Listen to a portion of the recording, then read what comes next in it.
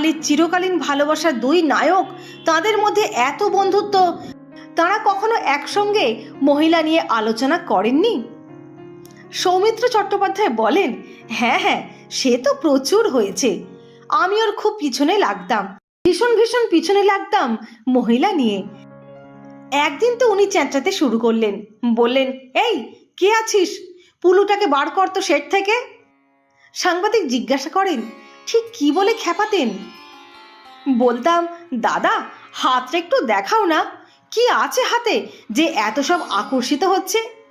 উনি হাসতে হাসতে ডিরেক্টরকে বলতেন, এই একে বার করো, নইলে আমি মন দিয়ে শুটিং করতে পারবো না। কি জানো গৌতম, এই জিনিসগুলো তো কেউ জানে না। বাঙালি তার স্বভাবসুলভ প্রবণতা অনুযায়ী আমাদের লড়িয়ে দিয়েছিল কংগ্রেস, সিপিএম, মোহনবাগান, ইস্টবেঙ্গল, অতএব সৌমিত্র উত্তম।